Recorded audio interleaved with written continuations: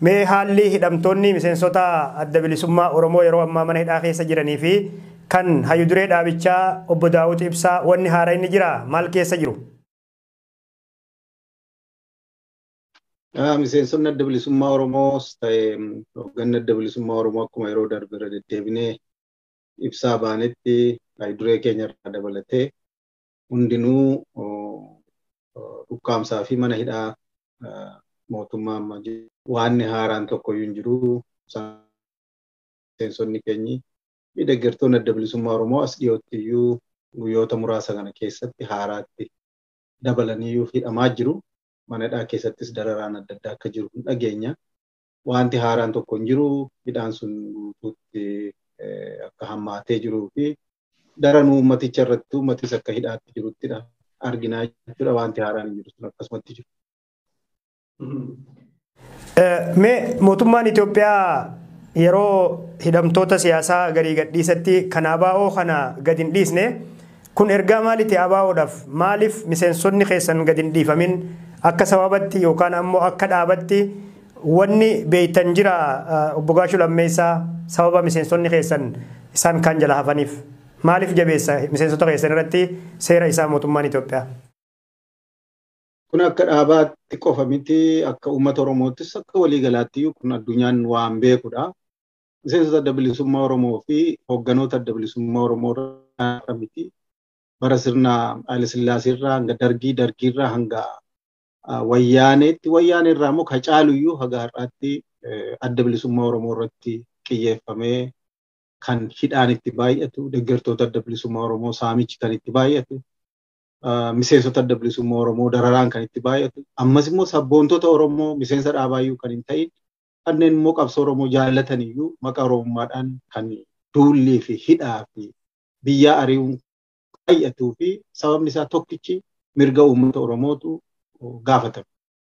Uummanni sirna Itoophiyaa lalisan, sirna bittaa lalisan, sirna cunqursaa lalisan, uummata saamuu fi uummata dhukaamsuu ka barbaadan, uummata Oromoos immoo akka uummata gadi aanaa fi akka biyya isaa irratti mataa gadi qabatee bulchu warri barbaadanii yeroo hundayyuu bilisummaa saba kanaa hin barbaadan, bilisummaa uummata kanaa hin barbaadan, kan uummata kana immoo bakka bu'ee falmuu fi duree uummata kanaa ta'ee waggaa dheeraa baroota dheeraadhaaf qabsoo walirraa hin cinneef wareega sadarkaa olaanaa kaffalaa Oromoodhaaf kanas ga'e ka afaansaa fidee fi ka aadaasaa fidee fi kan eenyummaasaa fidee fi kan maappii biyya isaatii fidee fi kan waan waliigala Oromoon barbaadu kan fidee adda bilisummaa Oromoo waan ta'eef qabsoo uummata Oromoo irraa addatti jibbiinsa warri qaban jiraachuu adda bilisummaa Oromoo hin fedhani, milkaa'uu adda bilisummaa Oromoo hin fedhani, hoogganoota adda bilisummaa Oromoo hin fedhan waan ta'eef faallaa qabsoo kanaa dhaabbatu, faallaa adda bilisummaa Oromoo dhaabbatu kun ifaadha jechuudha. Inni kun garuu wanti milkiidhaan itti xumuramu tun taane waan qabsoon kun walirraa hin citiin injifannoodhaan garatti xumuramu Oromoon caalaayyuu akka falmatu taasisa jechuudha. Haga miseensi tokko hidhamutti maatiin miseensa sanaa fi deeggartoonni miseensa sanaa ni falmu. Haga hoogganni tokko hidhamutti miseensonni hooggana sana jalatti hoogganamanii fi uummati deeggaraan hoogganni sun qabsaa'uu fi inni falmata. Tokkorraa tokkotti tokko hidhuudhaan miseensa nama tokko hidhuudhaan qabsoo Itoophiyaa sana ni furra kan jedhanii itti yaadu. Garuu qabsoon suni extenta faamilii qabaa, fira qabaa, aanaa qabaa, miseensa qabaa, deeggarsa siyaasaa qabaa. Kun hundinuu immoo mootummichatti kaa'e. Sababa nama tokko nam lama hidhamuu itti fufa jechuudha qabsoon sun. Deeggartoota isaas yoo hidhan ka deeggaraan isa sanaas akkasumas itti fufa. Kanaaf adda bilisummaa Oromoo dhukkaamsuun gaaffii uummata Oromoo dhukkaamsuutti fakkaata. Miseensota adda bilisummaa Oromoo hooggana Oromoo hidhuun gaaffii saba Oromoo hidhuu fakkaata. Itti fakkaata malee waan dhugaadhaan lafa jiru sana miti. Kanaaf nuti mootummaan sun kan akkas godhuuf ni beekna. Mirga uummata keenyaa waan gaafannuuf, bilisummaa uummata Oromoo waan gaafannuuf, walabummaa saba keenyaa waan gaafannuuf, qabsoo kanaaf hadheeffannee uummata keenyaaf uf kennee uf wareegaa waan jiruuf namni hidhan san itti gammada. Miseensa adda bilisummaa Oromoo. Hoogganni isaas itti gammada. Hidhamuu isaatti namni irraa gadduu fi mataa gadi qabatu hin jiru. Because hoogganni kun of duubaa hooggana hedduu qaba. Hoogganni kun of duubaa deeggaraa fi miseensa hedduu qaba. kan qabsoo kana itti fufee dhaawataan bilisummaadhaan geessisu. Waan irraa shakkii tokko hin qabu. Hooggannis miseensis gaafa qabsoo Oromootti seenu wareega sadarkaa olaanaa inni wareegu qabsoosaaf kakuu inni seenu hanga lubbuun kiyya na jirtutti uummata Oromoof qabsaa'ee walabummaa nan fida. Walabummaa fiduu yoon dadhabe ni wareegama kan jedhuun waadaa seena. Miseensis hooggannis. Kanaaf sana gammachuudhaan fudhata. Mirgi uummata Oromoo dhabamuun ni beennaa. Saamichi, cunqursaan, badiinsi Oromoo irratti waan hawwamuu fi isa sana hin heeyyamnu gara keenyaa waan ta'eef wareega kana ni kaffalla. Waan kaffalaa jiruufis namni keenya ni beeka. Dhaabni keenyas akka gaariitti beeka. Uummati Oromoos akka gaariitti ni beeka. Wareega kana hidhaas ta'e wareeguma lubbuudhaanuu dirree keessatti kaffalaa jiranii fi namni tokko lamaan ni beeka.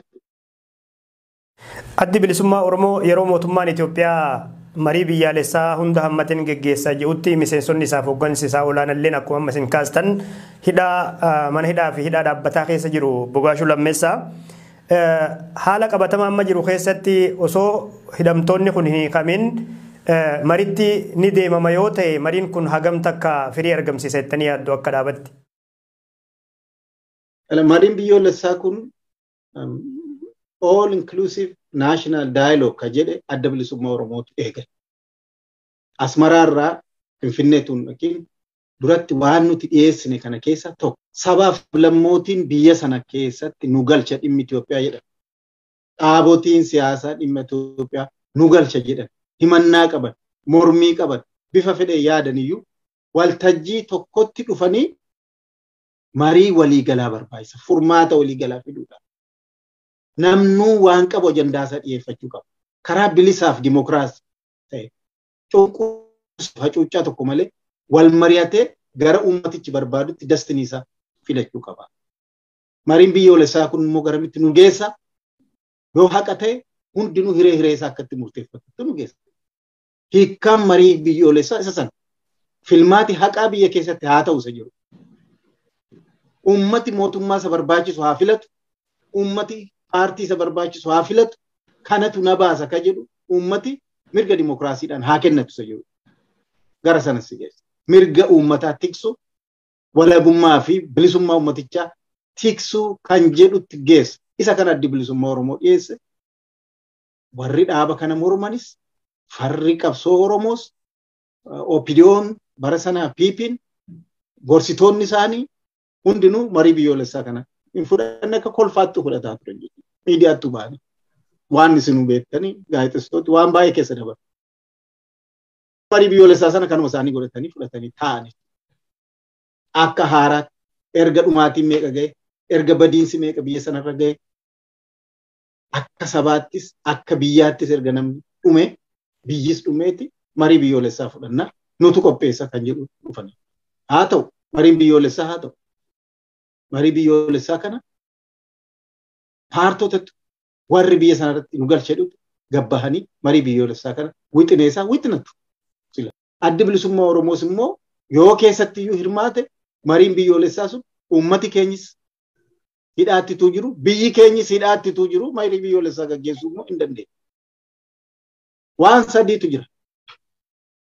Oromiyaan akka Oromiyaatti hidhaa keessa jirti. Hiikamuu qabdi marii biyyoolessaan kunneen dalagu. Komaandi poosiitu irra jira. Hannatu irra jira. Hannatu irra jira biyya keenya. Waraana alagaatu biyya keenya keessa Oromiyaa keessa akka barbaade garmaamaa jira. Oromiyaa keessa uummati keenya biyyi keenya hidhaatti jirti. Hidhaan kun uummata Oromoo irraa hiikamuu qaba. Mariin biyyoolessaa karaa nagaa deebi'uudha. Tokko. Lammata uummati keenya hidhaarraa ba'uu qaba. Firiif walaba ta'uu qaba uummati Oromoo. Bahee galuu hin dandeenye, biyyarraa biyyatti deemuu hin dandeenye, nagaan nagadatee jiraachuu hin dandeenye, qeesaa keessa jiraachuu hin dandeenye, buqqa'aa jira. Abbaa barbaadetu buqqisa. Waraana alagaatu biyya keenya keessa dhufee buqqisa. Akka barbaade godhamaa jira uummati keenya. Hidhamaa jira. Kun bilisummaa ba'uu qaba uummati keenya. Sadaffaa uummati keenya karoorroo jibbe, miseensi keenya karoorroo jibbe bosona jira. Qaama keenya waraanni har'a bilisummaaf dhaabbatee jiru. Walabummaa biyya isaatiif dhaabbatee ka lubbuu isaa aarsaa qaama keenya. Qaama keenya waan ta'eef qaamni keenya kun haga nagaan biyya isaa keessatti jiraatu haga nagaan mirgi isaa fi waan inni akeeka qabsaa'uu fi bilisa bahee hin himamnetti waltajjii irratti hin dhiyaannetti dhiyeeffatee injifannoo gara barbaadutti saba isaan dammaqfannetti qaamni kun amma irratti hin hirmaannetti marii biyyoolessaa ta'uu danda'u. Duulli isatti deemu irraa dhaabbachuu qaba. Waraanni itti deemu irraa dhaabbachuu qaba. Meeshaa waraanaaf humni alagaatti bobba'u irraa dhaabbachuu qaba. Dimokiraasii jechuun isa kana. Nagaa jechuun isa kana. Sabni nagaa barbaadu isa kana. Mootummaan nagaa barbaadus isa kana. Nagaan calliseetuma nagaa miti. Dhibbeema callistee dhooftee nagaa lallabdeef nagaan hin ta'u. Biyya sana keessattuu kan akka adda bilisummaa Oromoo dhaaba siyaasaa deeggarsa sadarkaa qaama biyya alaa keessaa dirreerraa qabu kan hin hirmaachisiin marii biyyoolessaa ta'uu hin danda'u. Gochuu ni danda'u, artifishaala gochuu ni danda'u. Garuu furmaatan ta'u. Qabsoon Oromootti fufa. Diddaan uummata Oromootti fufa. Mootummaa kana dura dhaabbannaan uummatti fufa. Karaa inni beekuuf karaa inni hin beekne itti dhufa. Kanaaf mariin biyyoolessaa uummata keenya adda bilisummaa Oromoo akka dhaabaatti uummata keenyas kan hin hirmaachisne, kan uummata keenya firiin goone, kan biyya keenya Oromiyaa firiin goone, kan waraana bilisummaa Oromoo hirmaachisne mariin biyyoolessaa deemannee biyyaadha. Kanaaf ittillee milkaa'uu hin danda'u jechuudha. Fadda Bogaashuu Lammeessaa mee mootummaan Itoophiyaa haala qabatamaa amma keessa jiruun komishinii marii biyyaalessaa kana walitti fiduu qindeessuu hundeessee jira. Haala qabatamaa amma keessa jiruun mootummaan kun marii biyyaalessaa geggeessuuf humna qabaa? Maal fakkaata haalli mootummaan keessa jiru? Mootummaan kun waan biyyi lafa argu waan hundinuu argu uf arguus tarii uf arguu dhiisus ni mala garuu uf argaa biyyi ka mootummaa kanaa qofaa miti. Mootummaan kun yoo biyyi isa mormate kufaatiin karaa hunda karaa siyaasaadha, karaa dinagdeedha, karaa hawaasummaadha, karaa hunda yootti dhufe mootummaan kun biyyi akka isaatti kan jiraanne beeku. Duulatti nama duulchisaa, qabeenya qisaasaa, lubbuu namaa kumaatama hedduun kitiliin qisaasaa mootummaan na harka jirachuu hin danda'u. Kanaaf mariin biyyoolessaa kan mootummaa qofa ta'uu hin danda'u. Steekholderoota hedduutu jira. Jaarmota hedduutu jira. Ka biyya sana inni siyaasaa sun isaan galchu. Ka mootummaa kana caalaa qabsaa'ani. Ka mootummaa kana caalaa hangafa qabsoo ta'an. Muuxannoo siyaasaa qaban. Beekumsatti qaban. Hedduutu jira. Mootummaan kun gahummaa gahaa hin qabu. Of tasgabbeessee, of ilaalee mariin biyyaalessaa kun bifa kamiin deema jedhee cuunfaadhumatti dhaabota siyaasaa walii galan marii ta'ee garamitti deemsina jedhuun yoo deemame malee innumti daakee, innumti bukeessee, innumti bisheessee kasii fidu dhangaasiif ta'uu hin danda'u. Waan mootummaan daakee bukeessu ofiisaa. Kan sanatti seenullee hin jiru. Dhaabota sanatti seenu jira jedheen hin yaadu.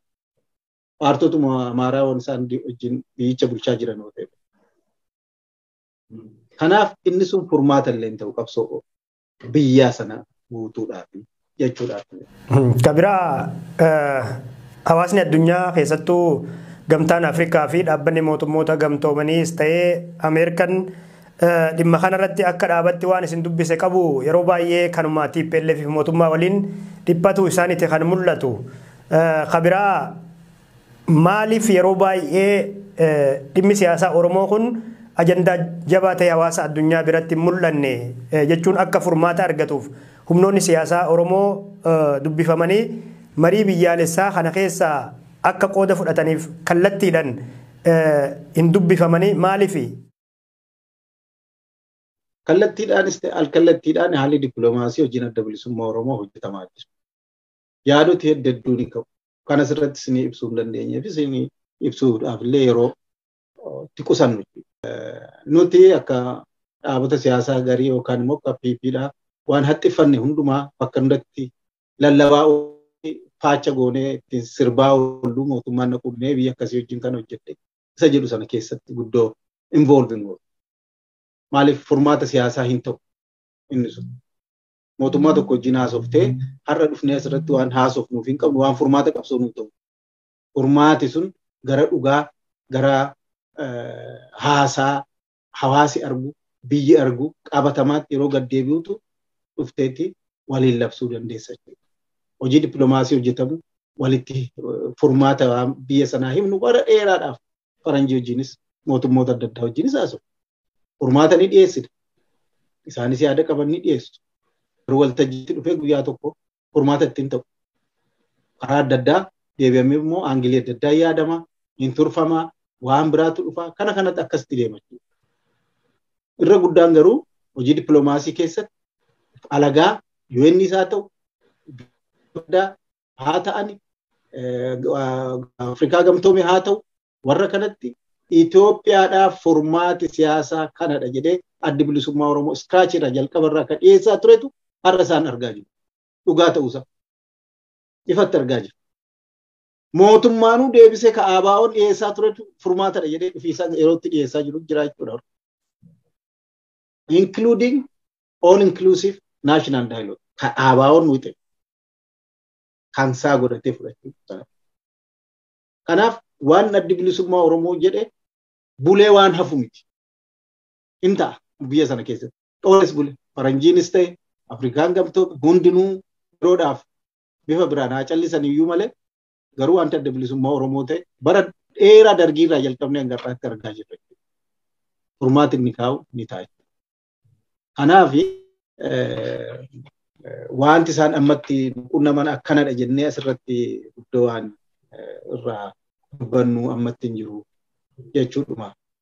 Tole mee obbo Gaashuu Lammeessaa humnoonni naannoo Amaaraa keessa jiran mootummaadhaan akka wal dura dhaabbataa jiranitti yeroo ammaa kan mul'ataa jiru.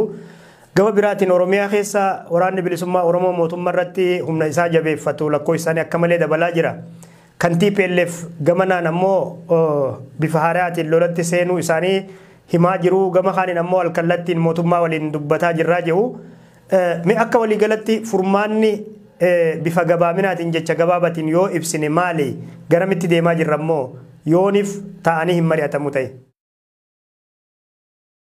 Waan lama kaaste. Tokko mootummaan naannoo Amaaraa fi mootummaan federaalaa akka isaan wal ta'an jirre. Lammata immoo araara waa'ee TPLF fi waan kana lama irratti. Mootummaan naannoo Amaaraa, humni naannoo Amaaraa, humna mootummaa waliigalaa wajjin waan wal ta'uu dhabe jiran. Kun odeessa isaan kijiba odeessani. Uummata Oromootti hin dogoggorsu. Har'a humna naannoo Amaaraatti leenjifametu uummata Oromoo akka inni rukutuu fi Oromiyaatti viizaa kennanii kan seesisaa jiran. Firii humna guddaatu kan naannoo Amaaraatti Oromiyaa keessa jira. Seenaas jira. Ittiin uummata keenya shororkeessuuf, ittiin uummata keenya buqqisuudhaaf kan Oromoon kan ofirratti argaa jiru. Mootummaan isa kam wal dhabaa jira. Kan kana godhaa jiru OPDO dabalateeti. Nuyi Oromoodha warra jedhan dabalateeti. Dachii isaanii irratti humna Amaaraatu dhiichisaa jira. Nama buqqisaa jiru biyya Oromiyaarra. Giddu galeessatti nama buqqisaa jiran seenaan jiran. Waraana bilisummaa Oromoo dura dhaabuudhaafis ta'e uummata keenya ittiin shororkeessuudhaaf. Kanaaf humni naannoo Amaaraa naannoo isaarrayyuu darbee Oromiyaa irratti dhufee sadarkaa dhiichisutti jira. Kan Oromoonis ofirratti argaa jira, kan ofirratti illee callisu miti jechuudha. Dhawataan bulleetti ilaalla jechuudha garannitti. Tokko. Kan TPLF wajjin alkallattiinis ta'e kallattiin araaratti jiru mootummaan kun amma jettu kan kun waan beekamaadha. Mootummaan tokko dirqamnaan itti seene araaratti. Mootummaan kun amma qabsoo kana injifannoo fixannee jedhee Tigraayin achi hambisee akka Tigraay qaama Itoophiyaa irraa adda taatee tokkotti fudhatee injifannoodhaan qabsoo kana goolamne irraa yoo kana labsii labse. Which is baay'ee kan nama ajaa'ibu. Tigraayin erga dhuunfatanii TPLF. Mootummaan immoo as deebi'ee TPLF itti kennee guutuu Tigraay qabsoo injifannee. Namni amma sana erga dhume qabeenya baajetti mootummichi silaa ittiin mishoom biyyi sun ittiin mishoomuu danda'a jedhamu. Biyyi sun ittiin tajaajilama, biyyi sun ittiin guddifama jedhamu. Hundinuu waraana irratti erga dhume injifannoo jedha. Waan nama gaddisiisu. Amma sana dhiichifame. Bara dargii TPLFis, ABO's, Shaabiyaas lolaa ture.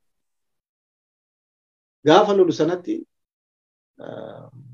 waraana bifa adda addaadhaan labsii adda addaa waraanaadhaan duula gurguddaa lafa dhiite dachii kana dhiite biyya geessaa ture. Duula biyyoolessaa jedhee maal jedhee dargaggoo kana buqqisee lafa dhiite ittiin deebitu Itoophiyaa farreen waan inni hin dhaadatin hin jiru jechuudha. Loltoota duwwaayyuu miti biyya Afrikaa guutuu harka isaa galchutti dargiin dhiichisaa ture fakkarsuu sanaan.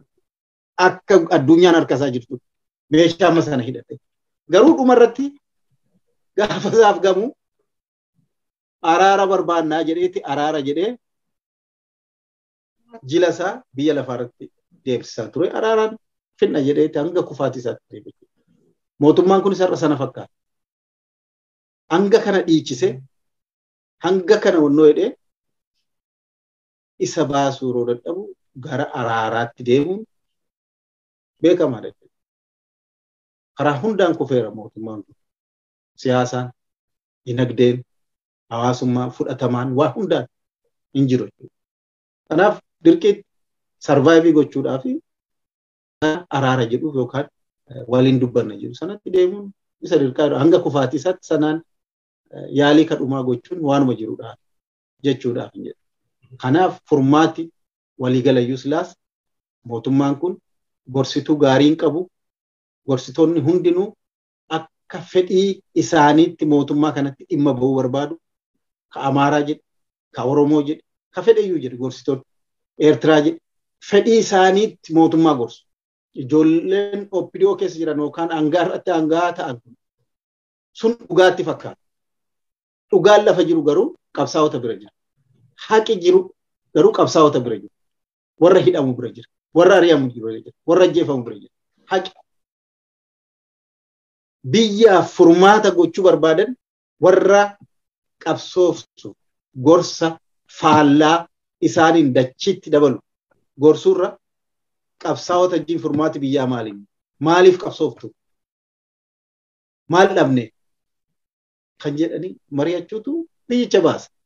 Yoo biyyaaf yaadu ta'e of jiraachisuudhaaf yoo ta'e immoo haga jiraatanii silaayyuu kuttaa qabsoon itti fufachuu. Tole Bogaashuu mee isin bara TPLF irratti qabsoo godhaa turtan keessaa Eertiraa waliin hariiroo gaarii qabaachaa akka turtan beekamaadha. Amma hariiroon keessan sun citee yeroo baay'ees lola amma Itoophiyaa keessatti deemaa jiru duuba Eertiraatu jira komiileen jedhanii dhagahamu. Isin akka dhaabatti hariiroon isin Eertiraa waliin qabdan guutummaatti cite jechuu dandeenya? Hariiroo Eertiraa wajjin qabnu hundinuu dantaa eeggateeti. Bara sanas adda bilisummaa dantaa isaa gurguree miti Eertiraanis dantaa uummata isaatii gurguree teessuma qabsoo barbaacha biyyoonni ollaa hundinuu nutti cufaman Eertiraan nuu kenne teessuma qabsoo. Eertiraan immoo faallaa mootummaa Itoophiyaa waan deemuuf teessuma qabsoo walii kennuu kan jiru. Bara dargis Sudaaniinis akkasuma teessuma qabsoo sii kenna. Dargii lolaa waan ture. Sumaaliin teessuma qabsoo sii kenna. Waan dargiif faalleffatu. Kun waan jiru. Hariiroon keenyaaf hariiroon Eertiraa adda miti kan dur Sudaan wajjin qabnu, kan Sumaalee wajjin qabnu, biyya Yemanii wajjin qabnu, biyyoota adda addaa wajjin qabaataa turre wajjin adda miti. Beezii barbaacha deemta. Dantaa keessa tikfatte, dantaa saba tikfatte diina waloo qabna kan jedhuun mootummaa waliin lolaas. Har'a immoo fedhiin Eertiraa adda. Carraa argatan ikonoomii biyya sanaa ol kaafachuu barbaadu. Carraa argataniin waggaamma kana kan hiyyummaa fi rakkoon siyaasaa isaa mudate sana gara fuulduraatti akka ittiin dhufne itti dhimma bahuu barbaadu. Kan adda bilisummaa Oromoo irraa miti kan har'a argatan. PP irraa firii akka barbaadan kan argachuu danda'an, akka barbaadan gochuu kan danda'an dhiisii isaaniin ABO gochuu hin danda'an. ABO'n biyya qabate ABO. Wanta fedhetu bada malee qabeenya uummata Oromoo dabarsee laatu ABO. Dantaa uummata Oromoo sin laatu. Dignity, identity uummata Oromoo dabarsee laatu. Mooraalii uummata Oromoo dabarsee laatu. Kabajaa biyya Oromoo dabarsee laatu ABO. Inchi tokko santimeetirii tokko biyya Oromoo irraa dabarsee laatu.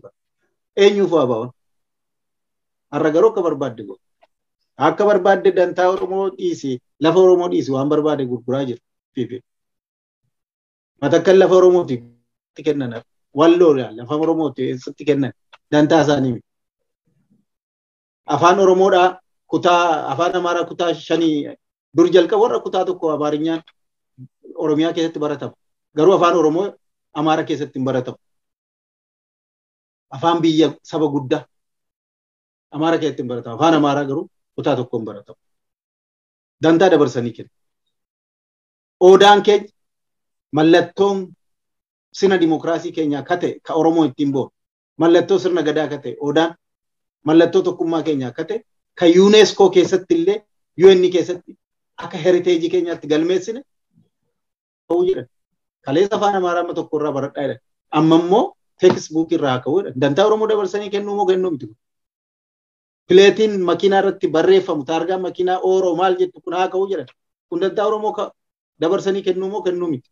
Boru maqaa Oromiyaa fi maqaa Odaa fi maqaa Gadaan waan adda addaa institushiniin biizinasa deemuu fi hoteelonni gurguddaa fi maal haa ka'u maqaan kun jechaa jiru. Sana kaasuuf deemu waan Oromoo jiru. Sana booda gara federaalaatti deemu jechuudha. Waan sitti deemaa jiru Oromoon inuma hubatta. Waan sitti hiixanne. Kanaaf ABO'n Eertiraafis ta'e eenyuufuu dantaa Oromoo kana sharafee waan hin kennineef hanga dantaa isaanii